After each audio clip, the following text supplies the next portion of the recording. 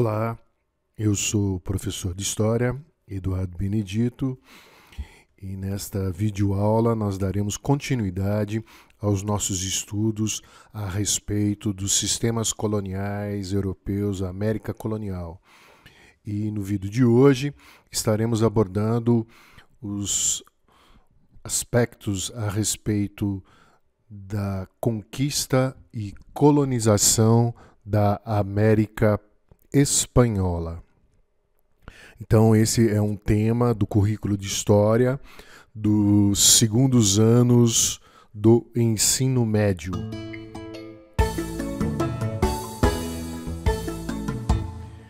Então, para começar, em primeiro lugar, nós temos esse mapa a respeito do povoamento do mundo pela espécie humana.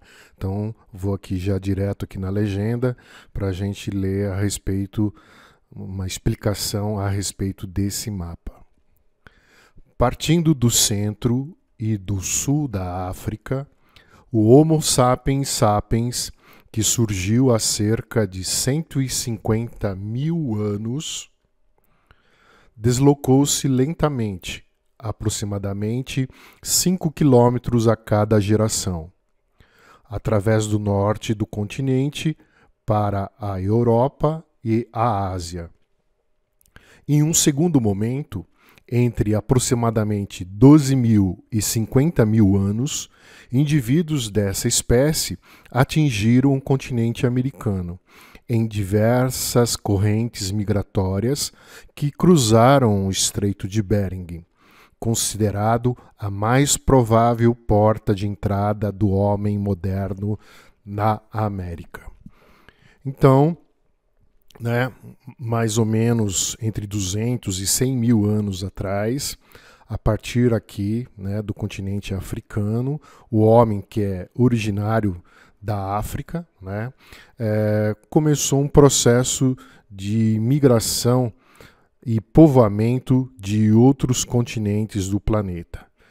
Saiu da África, aqui no norte da África, entrou na Europa, saiu aqui do leste da África, entrou na Ásia, e uma das teorias mais aceitas sobre o povoamento do continente americano é que através do Estreito de Bering, o homem tenha entrado e povoado o continente americano. Então, mais ou menos entre 20 mil e 15 mil anos atrás, se dá essa entrada, essa penetração do homem, do Homo sapiens, para povoar o continente americano. Entre 15 mil e 12 mil, chegou aqui na região do atual México. Entre 12 mil e 10 mil, chegou aqui na América do Sul. Então, existem muitas evidências, muitos registros, muitos documentos dessa existência do homem pré-histórico no continente americano. Então, todos os povos, todas as civilizações, todas as nações indígenas que existem, que existiram, que habitam o continente americano, tem como ancestral comum esses homens do período da pré-história que povoaram o nosso continente. Então, como aqui a gente tem monumentos, esculturas, ou seja, existe toda uma pesquisa arqueológica revelando essa presença do homem ao longo da pré-história na América. Aqui nós temos um mapa a respeito da prática da agricultura e da domesticação de animais. Então, no fim do Paleolítico, no início do Neolítico, o homem vai deixar de ser nômade, caçador, pescador, coletor, para se tornar sedentário e agricultor e criador de animais. Então, é durante o Neolítico que se consolida essa prática humana da agricultura e da pecuária. Então vamos examinar aqui, nos interessa, é o mapinha das Américas. Então na América do Norte, nós tivemos aqui a introdução do cultivo do girassol e da abóbora. Aqui na região da América Central, né, onde nós vamos ter duas civilizações indígenas muito importantes, que nós vamos ver daqui a pouco, as culturas do abacate, do cacau, do milho, do feijão, do tomate e da abóbora. Aqui na região dos Andes, na América do Sul, nós vamos ter o algodão, o feijão, a abóbora, o pimentão, a batata doce e o tabaco. E a domesticação, a criação de animais como a alpaca e a lhama, dois animais típicos dessa região aqui dos Andes, na América do Sul. E, por fim, a chamada planície da América do Sul, que nada mais é do que a nossa região amazônica. Então aqui nós também tivemos culturas pré-históricas, como a cultura marajoara, aqui no Pará, né, na ilha no Amapá também, e o desenvolvimento, né, da prática da cultura do abacaxi, do inhame e da mandioca. Então, tanto o milho como a mandioca, né, e a batata, né, serão culturas agrícolas muito importantes para o sustento das civilizações indígenas na América. Então, mais ou menos, um pouco mais, um pouco menos, por volta de 10 mil anos atrás, né, povos indígenas da América Central começam a domesticação da planta chamada milho. O milho se constituirá uma das principais culturas agrícolas dos povos indígenas na América Central. Aqui nós já temos o mapa sobre os principais povos indígenas da América no século XV. Século XV, a partir de 1401 até 1500. Então, no século, né, que acontecerá a chegada do conquistador, do colonizador europeu aqui na América. Então, na América do Norte, nós temos várias culturas indígenas, né? Silks, Apaches, Cree, né? E aqui também na América do Sul, onde se localiza o Brasil, culturas como Tupi, Guarani, Dje, né? E três grandes civilizações indígenas aqui, começando com os astecas e os maias, aqui onde hoje se localiza o país, o México. E aqui na região da Cordilheira dos Andes, não é? Aliás, com países como Equador, Peru, Bolívia, Chile, Argentina, a cultura, a civilização Inca. Tá? Então, astecas, maias e incas. Então, quando o branco europeu chegou aqui, ele logo percebeu que em alguns territórios da América Central e aqui da América do Sul havia uma cultura material, né, em artesanato, em metais preciosos, como objetos em ouro e objetos em prata, como esse copo que nós estamos vendo aqui, né, esse ornamento, um copo em ouro totalmente trabalhado pela cultura indígena mesoamericana. Aqui um colar asteca, também em ouro, né?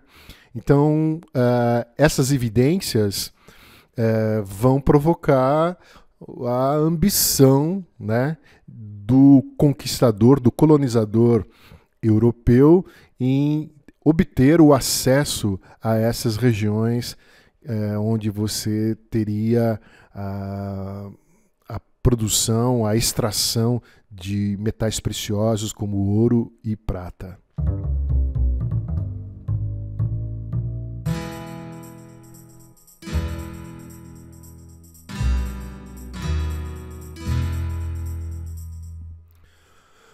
Então, o processo de conquista e colonização da América Espanhola, ela tem início com a chegada, né, do navegador Cristóvão Colombo em 12 de outubro de 1492, na última década do século XV, faltando 8 anos para se encerrar o século XV. O Cristóvão Colombo, navegando em nome da coroa espanhola, encontra o continente americano. Então aqui a gente tem várias imagens, várias gravuras, várias ilustrações que foram realizadas nesse século, no final do século XV, início do século XVI, que tentam contar, né, narrar esse encontro de culturas diferentes, como essa obra aqui que nós estamos observando, onde é o momento do desembarque, né, da expedição do Colombo, onde ele é recebido por indígenas que estão oferecendo alguns presentes. Então, na imagem, né, na imaginação do ilustrador, ele traz esse registro para a gente desta forma. Então, né, e alguns elementos simbólicos, como a cruz, né, a imponência aqui do europeu, né, observando os indígenas aqui nesse momento do descobrimento. Aqui a imagem do Cristóvão Colombo. E nós temos uma coleção, né, que foi publicada já há algumas décadas atrás, que são bastante significativas e importantes, como documentos que registram essas narrativas do descobrimento e da colonização. Então nós temos, por exemplo, esse livro aqui, né, da coleção dessa editora, A Visão do Paraíso. É uma coleção e traz aqui os diários da descoberta da América, os relatos sobre as 4 viagens e o testamento do navegador, do descobridor Cristóvão Colombo. Então aqui nesse livro a gente encontra toda a narrativa dessas viagens do descobrimento realizadas por Cristóvão Colombo. Então aqui uma outra gravura, uma outra imagem que tenta registrar esse momento, né, da chegada da expedição do Colombo. Então aqui nós temos um mapa sobre as 4 viagens realizadas por Cristóvão Colombo. Então a primeira, né, que é essa rota aqui que está em azul, você vê que o Colombo chegou aqui na ilha chamada Hispaniola, onde hoje fica São Domingos e o Haiti, percorreu aqui também o litoral de Cuba e daí retornou à Europa. Então essa é a viagem realizada em 1492. E a última foi realizada em 1502. Então, durante uma década, né, 10 anos, o Cristóvão Colombo realizou 4 viagens à América. E nessa última viagem, finalmente, ele navegou aqui no litoral da América Central, né? Onde hoje fica o Panamá, Nicarágua, El Salvador, Guatemala, Costa Rica. Navegou aqui na costa do continente central americano. Então, na região onde fica atualmente o México, nós tínhamos uma extraordinária civilização indígena, né? O Império Azteca. Então, a gente tem todo uma cultura material, toda uma pesquisa arqueológica, trazendo para o presente, para nós, né, os estudos que reconstituem essa grande civilização indígena na América Central, os astecas. Então, aqui nós temos dois mapas. Um mapa onde está localizado aqui no Planalto mexicano, o Lago de Texcoco. E aqui, dentro do lago, havia uma pequena ilha, uma ilha não tão pequena assim, que era a capital do Império Azteca, a cidade de Tenochtitlan, que hoje é a atual cidade do México, a capital desse país da América Central. Então, e como a gente está vendo aqui, havia, nesse mapa está mais nítido, né? Era uma cidade, uma ilha dentro desse lago, e essa ilha era ligada por várias vias fluviais, né? Várias estradas construídas em madeira, flutuantes, para possibilitar o acesso do continente aqui, né, das terras aqui, à capital azteca. Então era uma coisa bastante assim engenhosa, né, uma tecnologia bastante sofisticada, desenvolvida por essa civilização azteca. E aqui a gente nota também, né, a presença de outras várias cidades indígenas em volta do lago Texcoco.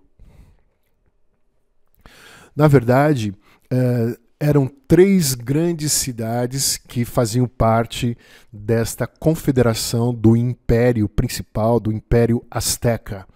A cidade de Teocopan, a cidade de Texcoco e a cidade do México, que antigamente era chamada de Tenochtitlan. Então essas 3 cidades, que são as estrelinhas vermelhas aqui, são as cidades que fazem parte dessa confederação do Império Azteca. E aqui em volta nós temos vários povos que eram submetidos, controlados, que o Império Azteca exercia o controle sobre diferentes povos indígenas aqui na América Central. Tá? Acamapichtli teria sido o primeiro grande imperador azteca, que governou entre 1376 e 1396. Então nós temos aqui uma coleção de imagens que foram produzidas para contar a história da civilização azteca. Para o europeu, né, para o espanhol, foi bastante impressionante ele observar a grandiosidade, a complexidade desta capital do Império Azteca, Tenochtitlan. Né? Então era uma cidade com construções, pirâmides altas, prédios, mercados, praças, escolas, né? Casas, habitações. Então, na Europa não existia uma cidade tão, digamos, organizada, tão cheia de tecnologia quanto essa cidade aqui indígena na América Central. Então aqui a reconstrução do templo maior de Tenochtitlan, né? Altura mais ou menos de 30 metros de altura, a pirâmide desse templo religioso azteca. Aqui nós temos, para a gente ter a dimensão, né, uma foto mais recente do que restou dessa cidade, né, das ruínas da antiga cidade do Império Azteca. Então, hoje lá no México, é uma região, é uma área visitada por turistas, né, em tempos normais, não em tempos de pandemia, mas é um lugar muito visitado, né, por turistas do mundo inteiro. Aqui uma foto que foi tirada em cima de uma pirâmide central, não é? Para a gente ter essa panorâmica dessa avenida, das ruas, de como era essa cidade capital do Império Azteca. Aqui uma foto mais assim focada, né, mais perto, onde na verdade aqui é uma pirâmide de uma cidade chamada Chichén Itzá, da antiga civilização maia, que é vizinha, que era vizinha na planície de Yucatán, próxima aí da civilização azteca.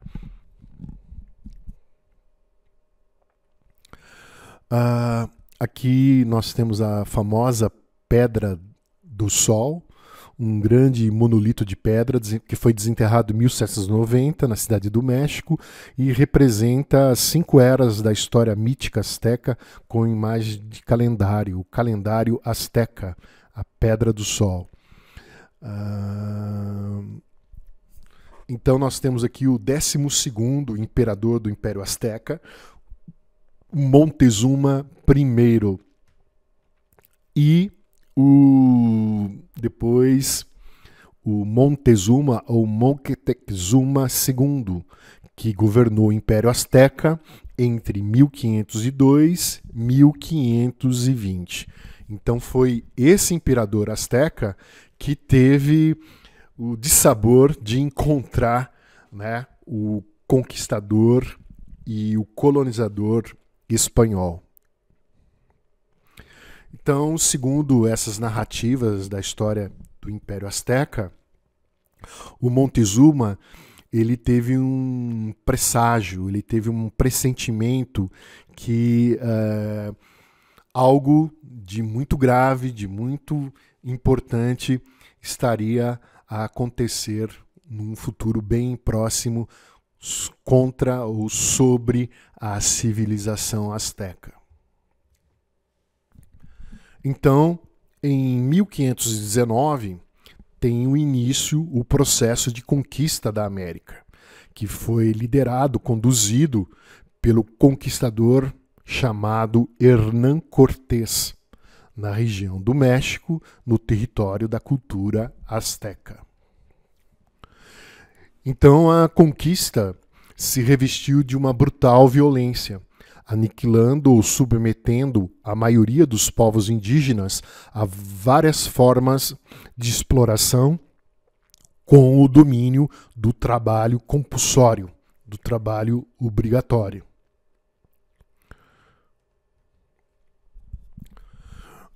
Então, para a gente compreender, né, esse processo de conquista da civilização azteca, a gente tem que entender o papel desempenhado por uma indígena chamada Malinche, Malitza ou Marina, né?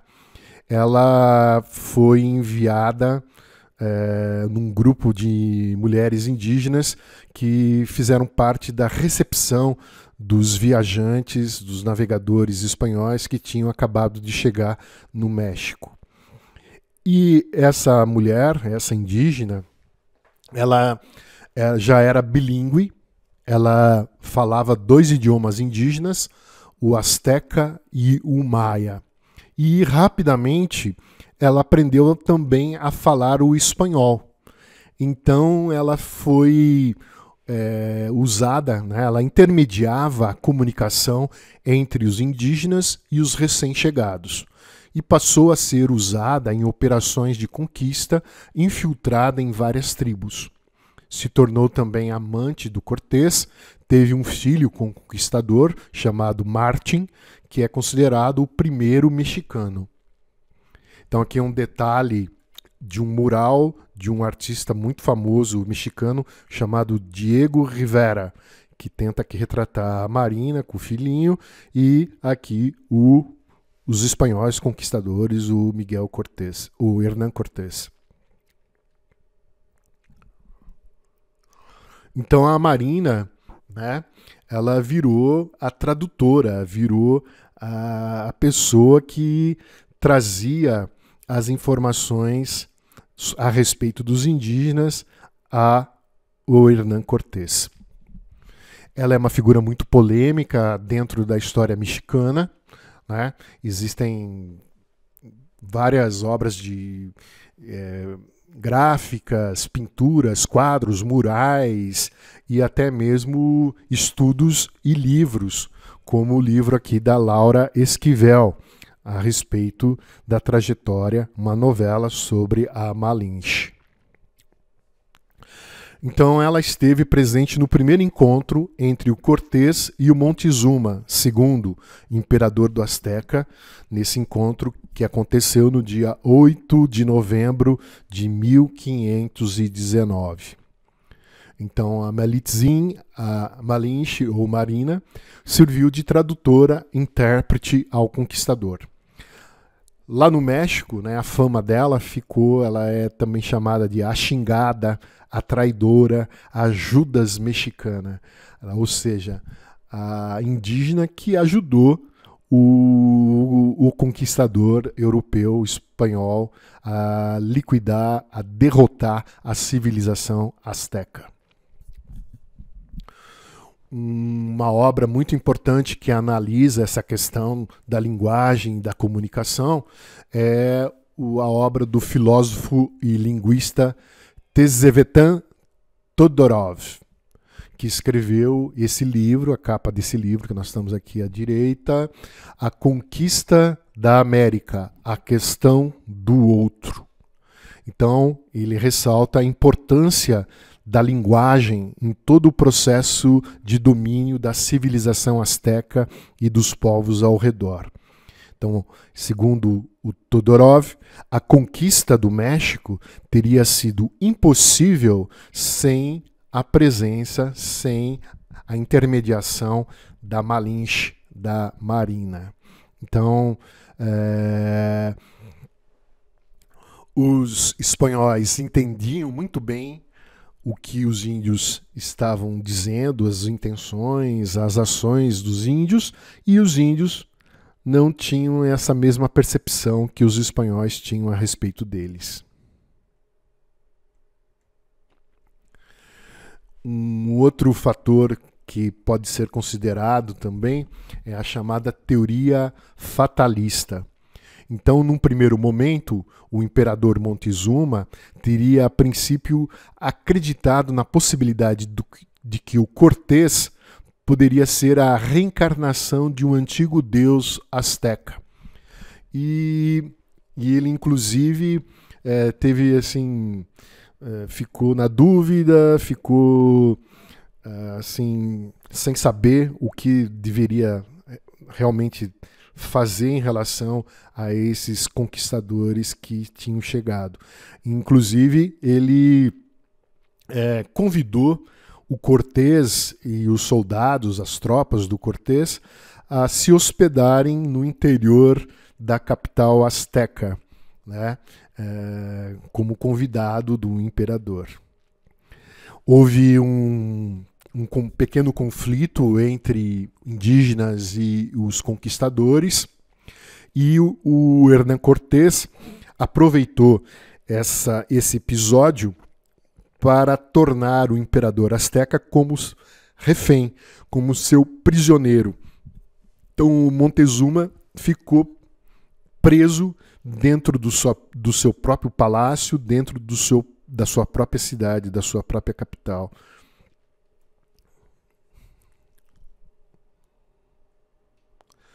E, né, com as tropas espanholas, com a ajuda de vários outros povos que habitavam ali a região do Império Azteca, que eram controlados, subordinados ou explorados pelo Império Azteca, os espanhóis empregaram um ataque à capital do Império Azteca.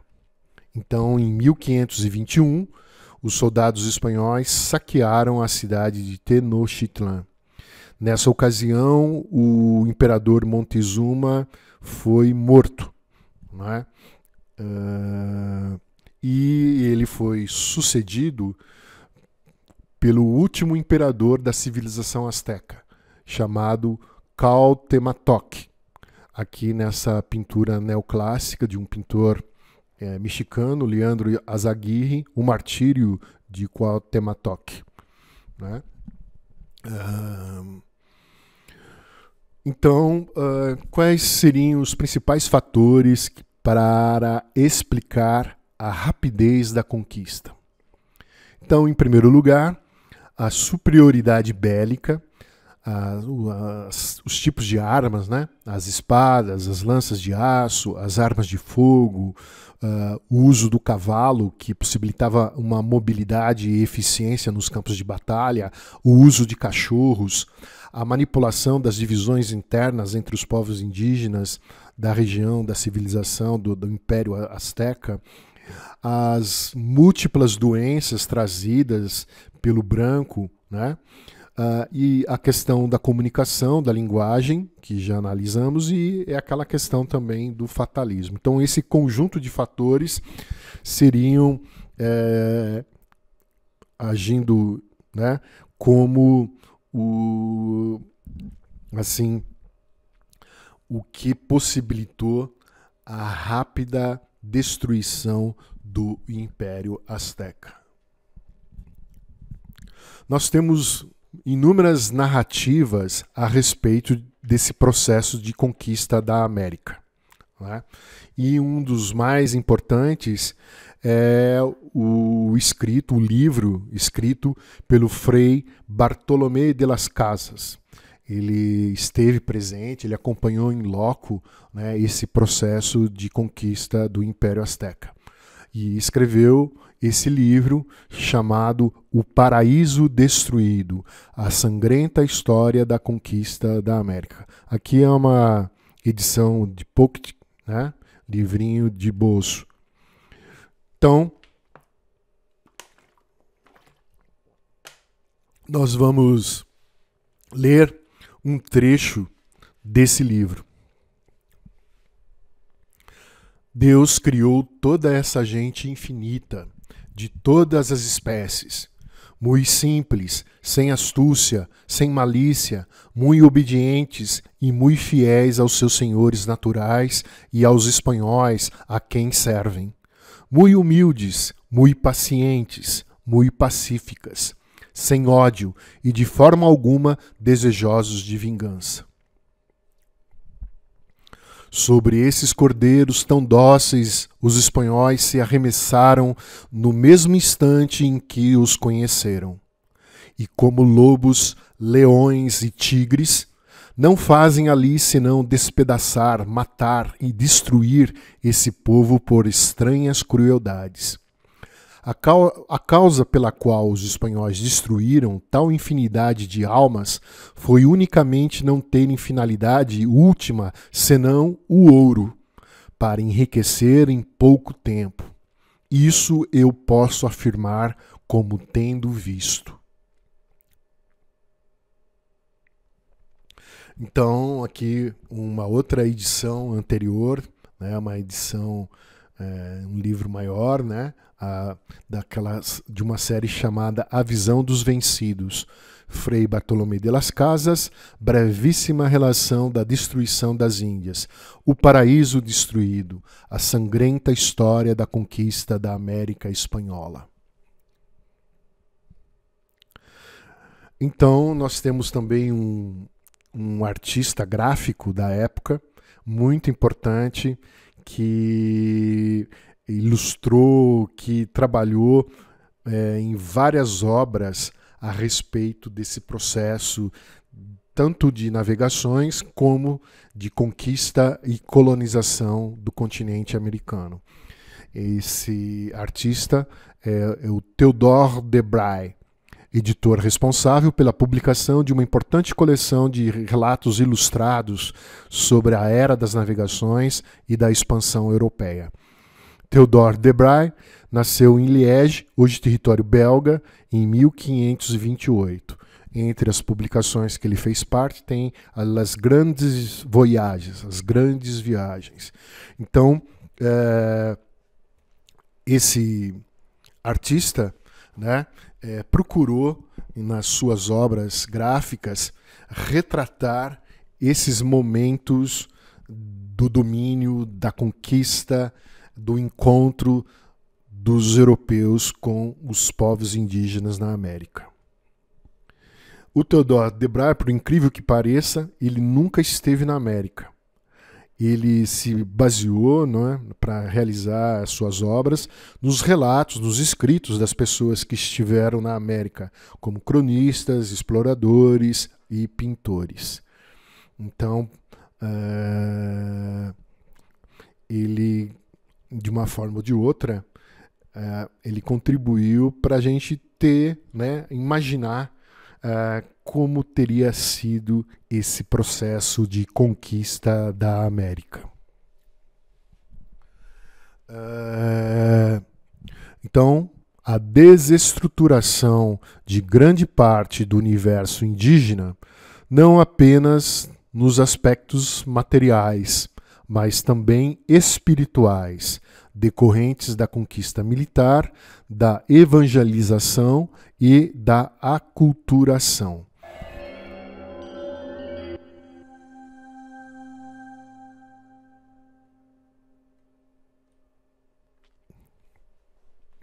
Aqui é uma gravura do nosso livro de história, do livro da nossa coleção que a gente utiliza na escola.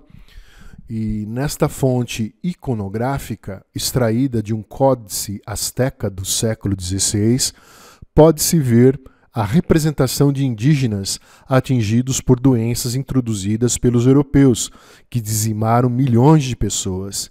Segundo o antropólogo brasileiro Darcy Ribeiro, em sua obra As Américas e a Civilização, mais da metade da população da América morreu logo no primeiro contato com os homens brancos.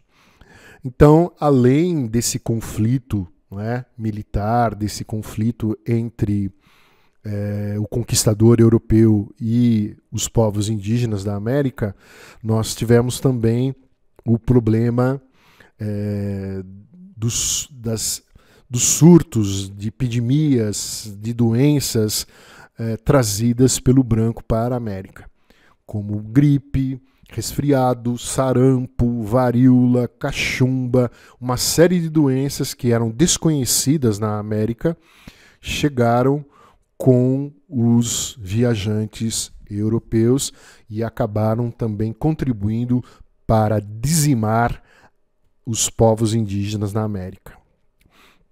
Então aqui nós temos um gráfico, a tragédia demográfica na América no século XVI. Então, fazendo a comparação de duas áreas. A ilha de Hispaniola foi o primeiro lugar que os europeus chegaram, A ilha de Hispaniola é onde hoje se localiza a República Dominicana e o Haiti. Então, quando o Colombo chegou, em 1492, essa ilha tinha aproximadamente de 7 milhões a 8 milhões de habitantes. Passados 80 anos, mais ou menos, dessa chegada, em 1570, restavam somente 125 moradores indígenas na ilha da Hispaniola. No México, olha o impacto. Em 1519, quando o Hernán Cortés chegou no México, o México era habitado por 25 milhões e 300 mil habitantes. Passado também 8 décadas, em 1605, essa população de 25 milhões foi reduzida a 1 milhão de habitantes.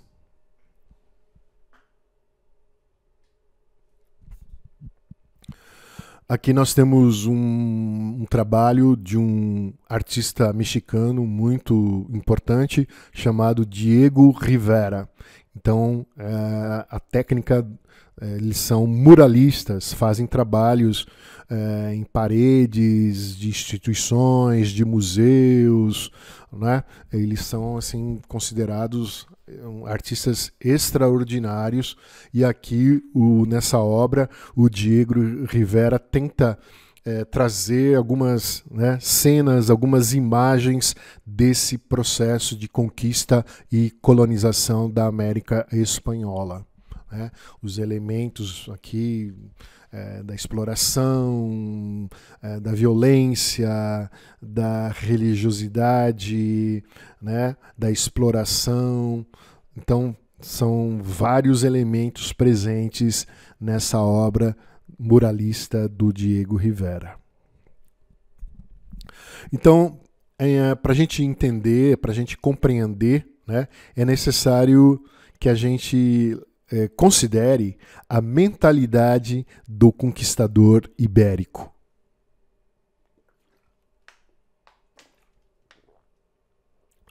Então, em primeiro lugar, esse homem europeu que chega aqui na América, a sua visão de mundo é marcada pela religiosidade.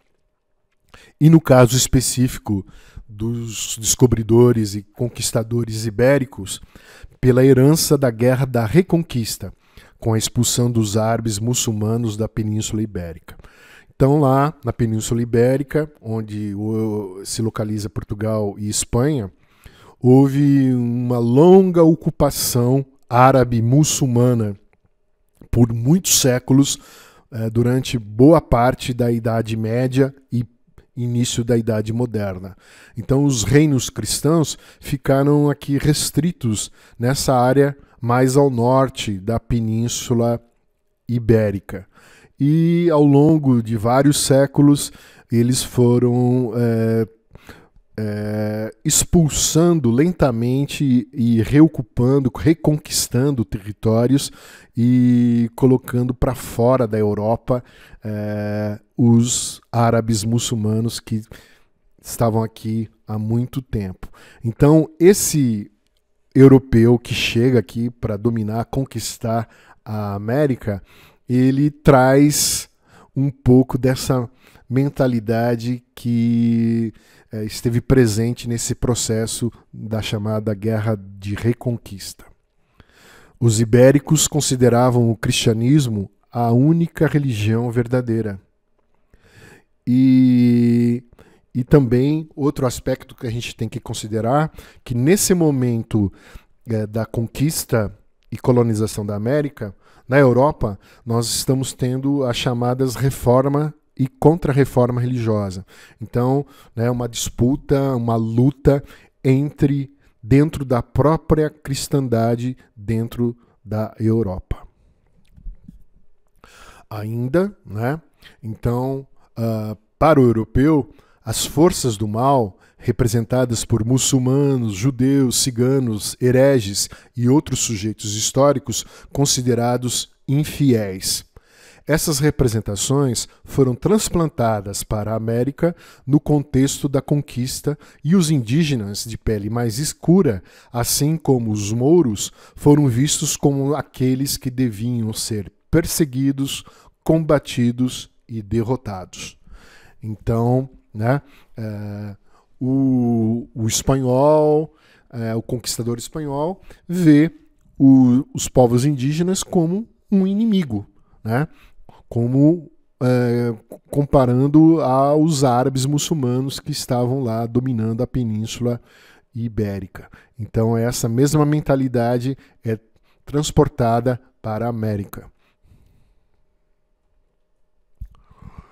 Além disso, nesse momento, os descobridores europeus, aprisionando e controlando pela primeira vez o espaço do globo, do planeta, esse homem pensava em ser o senhor dos mares e subjugador de culturas estranhas, impondo por toda parte seu credo, seus hábitos, sua visão de mundo. Então, é uma coisa que a gente também pode chamar de etnocentrismo, né? Você construir uma percepção a partir da sua cultura, da sua religião, da sua política, do seu modo de vida. E era isso que os conquistadores e colonizadores europeus queriam fazer, fizeram, né, aqui no continente americano.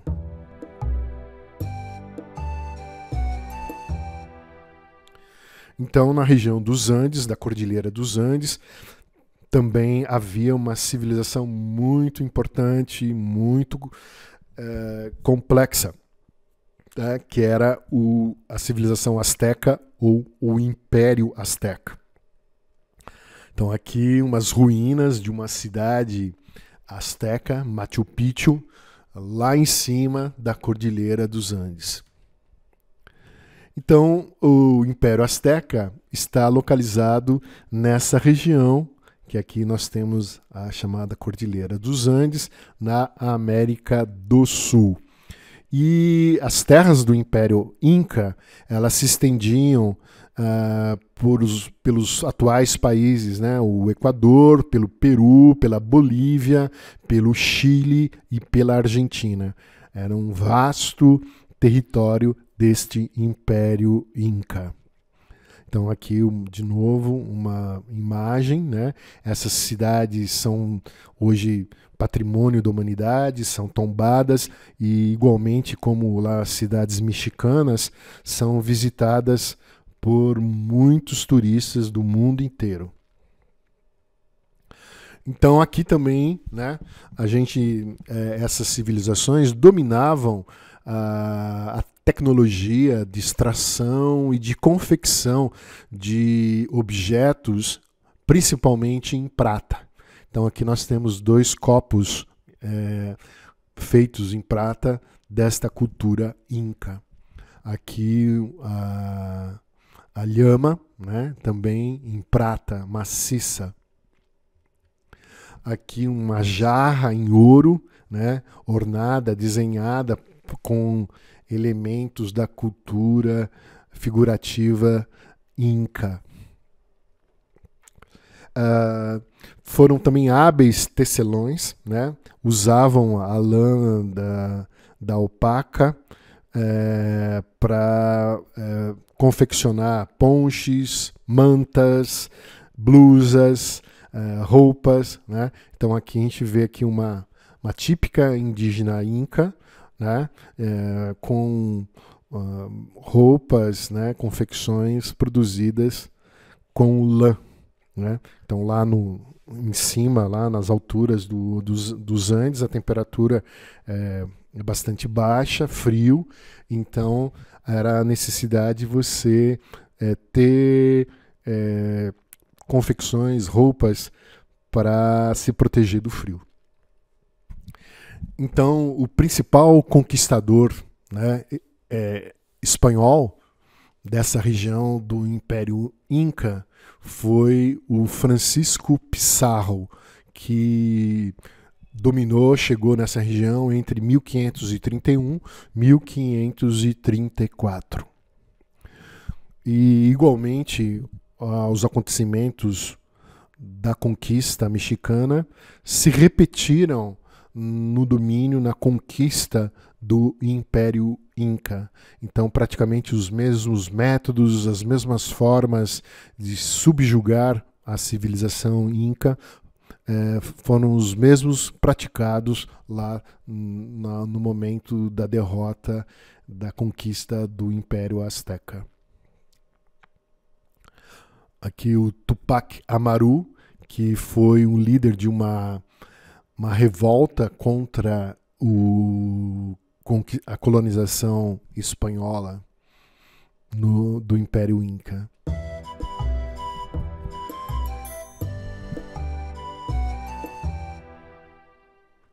Então nós temos 3 formas de trabalho compulsório na América Espanhola.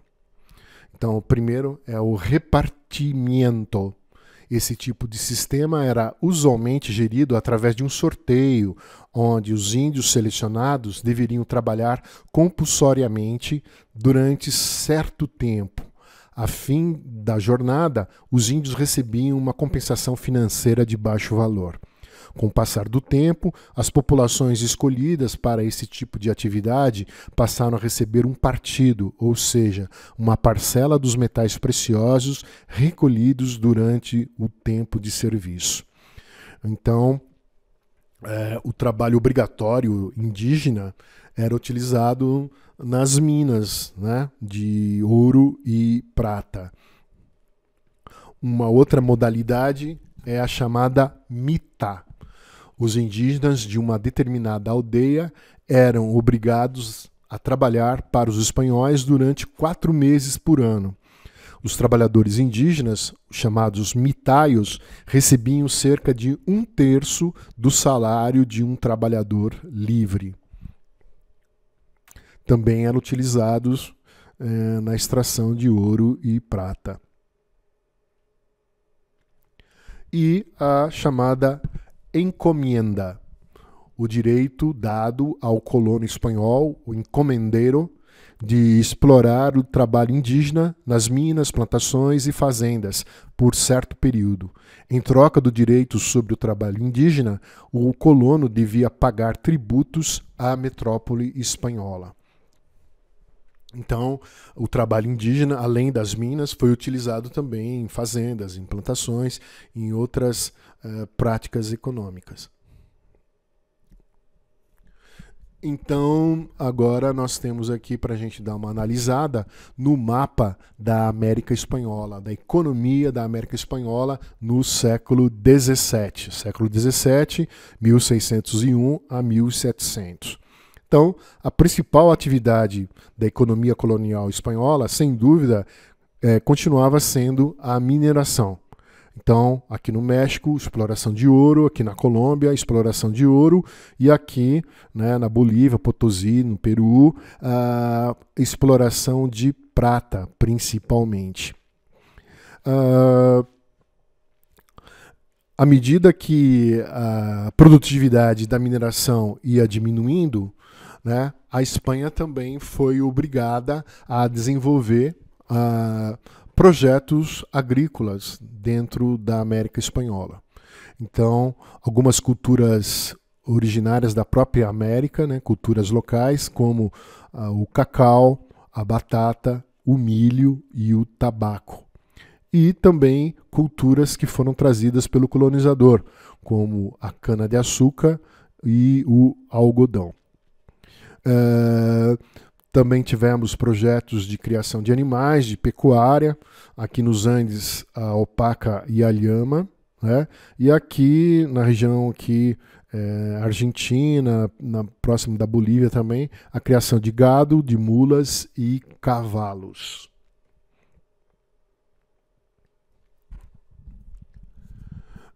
Então aqui nós temos um mapa da colonização europeia na América. A gente já tem uma visão, né, geral. Então aqui a América Portuguesa, onde é o Brasil.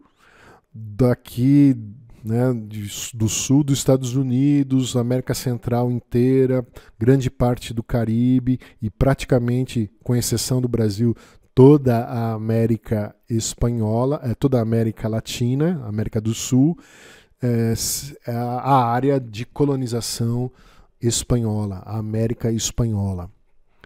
Aqui, em vinho, as 13 colônias inglesas, né, aqui na costa leste dos Estados Unidos, a colonização inglesa. E aqui, em áreas onde hoje é o Canadá e também aqui no interior dos Estados Unidos, colonização francesa. Essa região aqui vai ser chamada de Louisiana. A coroa espanhola desenvolveu várias formas de tentar gerir, organizar essa exploração colonial.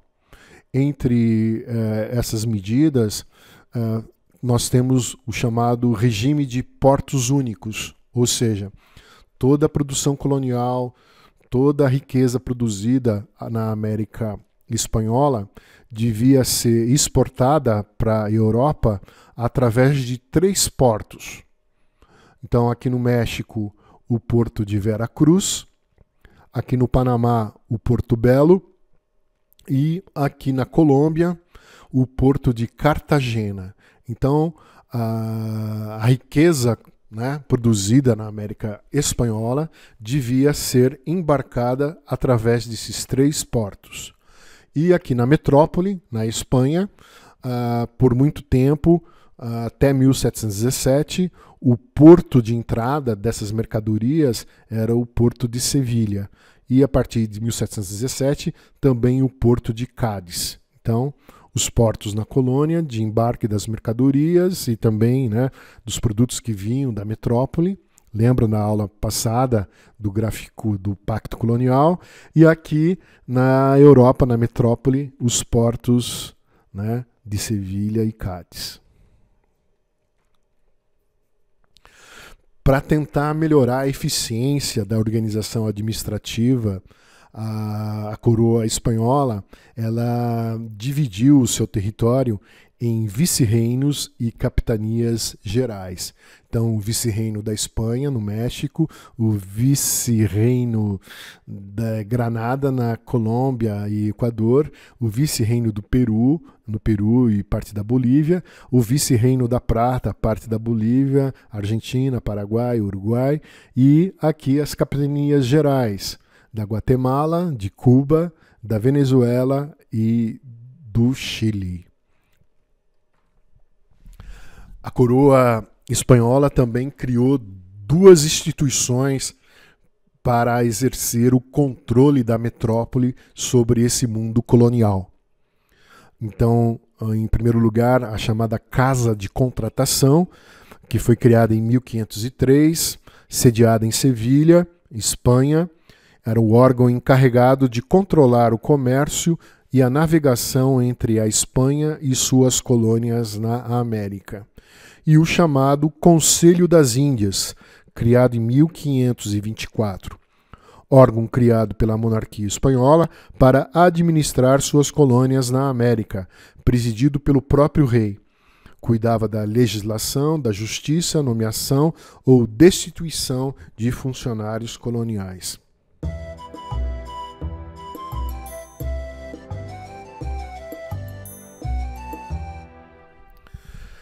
Então, a sociedade colonial espanhola estava hierarquizada, dividida por vários critérios de origem, de raça, de situação econômica, né? Então, no topo da pirâmide social, nós temos 2 classes sociais. Os chamados chapetones, que são os colonos nascidos na Espanha, que ocupavam os principais cargos políticos, militares e religiosos, tinham enormes privilégios. Então era uma classe privilegiada, a classe que estava no topo da hierarquia da sociedade colonial, os chapetones. Abaixo dos chapetones, nós tínhamos os crioulos. Quem são os crioulos? Os filhos de espanhóis nascidos na América. São ricos fazendeiros, donos de minas e grandes comerciantes. Não podiam exercer altos cargos, exceto a função de vereador nas câmaras municipais, os chamados cabildos. Então, abaixo dos chapetones e dos crioulos, nós temos os chamados mestiços. Quem são os mestiços? Os filhos de espanhóis ou de crioulos, ou né, os filhos de chapetones e crioulos, com índias ou africanas.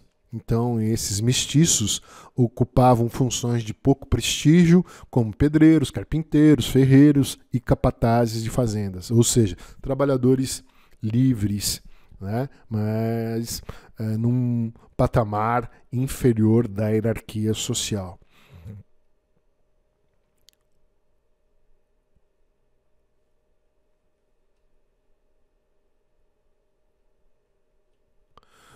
Então, na base da pirâmide social, nós temos os indígenas, que constituíam a maioria da população, eram duramente explorados nas fazendas, tecelagens e nas minas. E ainda abaixo dos indígenas, os africanos escravizados. Trabalhavam principalmente nas grandes plantações de cacau, na Colômbia, Equador, Venezuela e Cuba. A presença de africanos na América colonial espanhola foi crescendo, principalmente no processo de decadência da exploração mineral, né?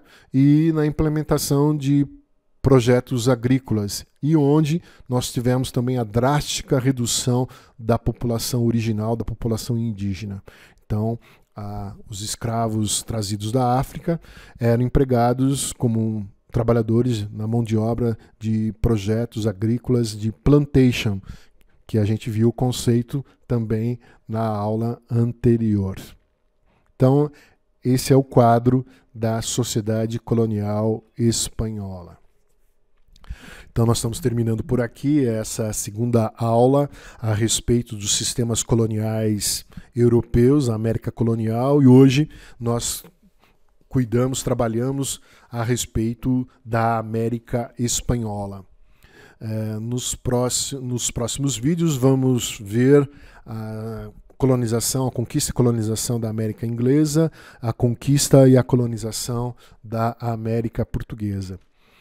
Espero que esse nosso vídeo possa ajudar você a compreender um pouco mais esse tema e realizar também as atividades propostas para essa semana.